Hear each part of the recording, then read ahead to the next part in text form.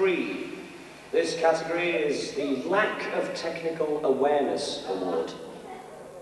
The first nomination, H, for not knowing that the video actually needs switching on.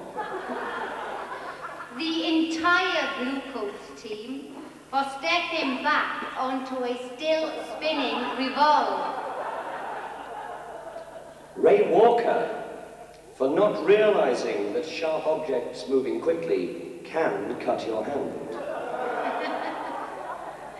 Brian Wheeler, for not realizing it's a lot easier to be heard if you use and the microphone is switched on. And the final nomination, once again, Brian Wheeler, for not managing to get the incredible exploding hat out of his trousers before it went off, thus giving the audience the impression that all genies have a dick like a donkey and are capable of an instant erection. And it's a good job Lee Clark and Molly went around. Over to Mr. Fernandez for the results of the Lack of Technical Awareness Award. And the winner is...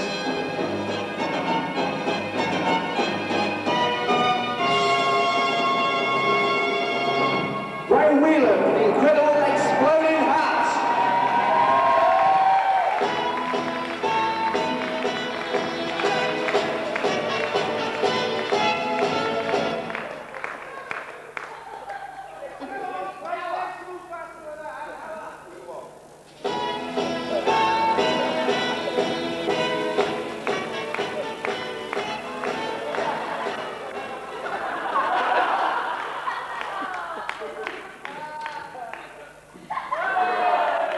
It wasn't the hat, it was my dick.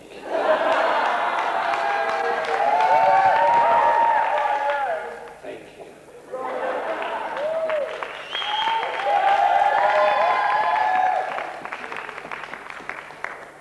I wonder why we call him Little Brian. We now move on to category 4. This is the Punctuality Prize. And the first nomination in this category is Mr. Richard Graham for Owen Money's Pig and Whistle Play On, when anybody present would think that Richard was actually coming from Yellowstone and not Yellow Cap. And number 2, for Mr. Paul Preston, for Owen Money's Gaiety Theatre Play Off. The third nomination is Owen Money himself, for the final theatre show of the season, when he actually managed to arrive 10 minutes before the overture, rather than 10 minutes before he was due on stage. And did he, Dawn, for arriving on duty one morning 1 hour early, and she'd forgotten to wear a bra.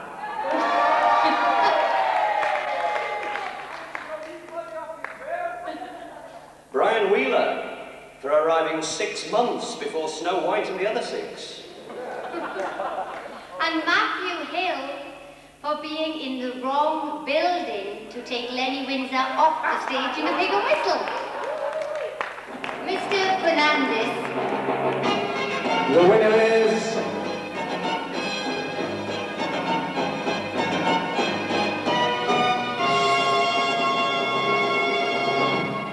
Matthew Hill for Lenny Windsor's exit.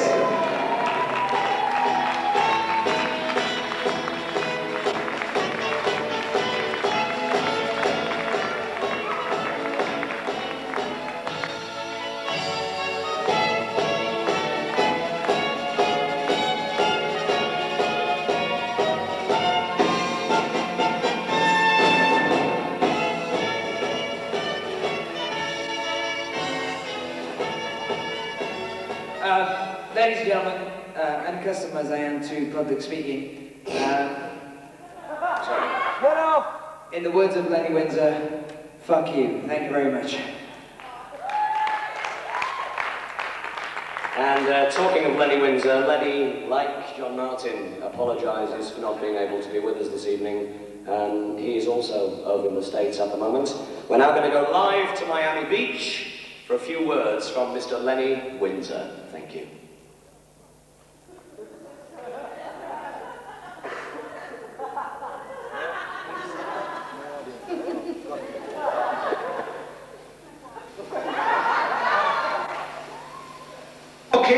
can't be here. I'm very, very sorry, but and I'll miss this place like a fucking hemorrhoid. I mean, it's been really enjoyable this year. I'd like to say thank you to Johnny, of course, for letting me appear in this shit pit here in the middle of fucking nowhere. I don't know if it's true or not, but they say that, Johnny, you fucked off every night that I was here because you didn't fucking like me. Well, I can appreciate that. But it's been great. The guys here have been amazing to work with, drunken bastards that they are. I mean, I tell you something straight, I wouldn't give a shit if I ever fucking worked back here again. And Mr. Wright, fuck you. I understand you're not fucking playing football anymore. When you sit down looking at this tape, I will be in America. And I tell you something, shall I dead straight, I wouldn't give a two fucks if I ever saw you again, and I won't be thinking about you. But John, seriously, you've been a real nice guy, and I'm speaking actually, as I'm talking at this moment, from Florida. Just looking around me, I'm looking out the window now, and you can see the beach, and Miami Beach is beautiful at the moment. It's pretty nice. The Wednesday night show. Now, John, you've got to get a grip of this. I've just seen a video of the slags you got fucking stricken off. Do something about that, all right? I mean, get some gays up there, you know, like some of Ricky Wright's friends up there to do the business. But it's fucking dreadful. Give my kindest regards to Lee Clark, you know, the puffed up. Well, he's a nice, cool, nice guy. Of course, the security guards, what a shower of shit they are. So basically, in general, I've had a great summer season here at Barry Island Resort. That's what it's called, Barry Island Resort. Toxic wasteland. I've got a funny feeling this fucking place won't be here next year. Well, yeah, I've just been told that the fire is... Oh, sorry, no, I'm sorry, I've just been told the fire is next June. That was me, Barry Bethel, before I lost 15 stone in the sleep. How did I lose 15 stone of open twat, useless lard? I got rid of John Oliver. Thank you, Mr. Windsor. Back to Cinderella Sandico. Oh, dear. Category 5. Bravery above and beyond the call of duty. And the nominees are Mr. Paul Preston for lending his van to stage crew for the entire season.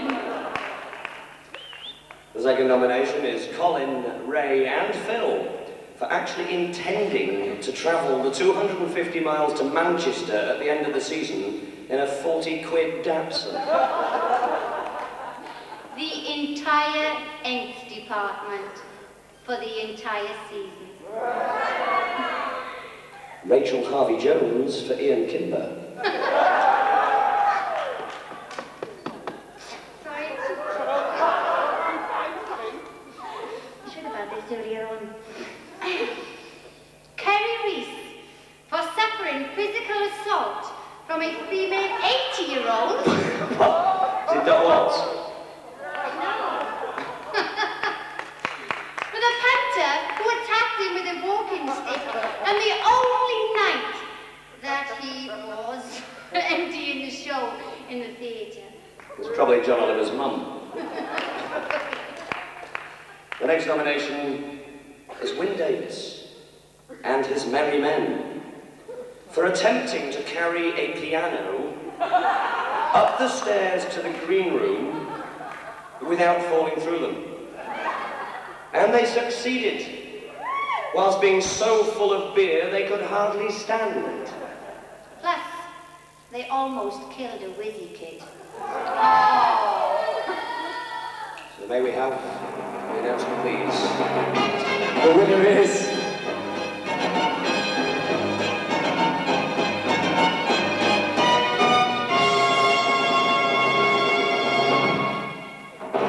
Kerry Reese!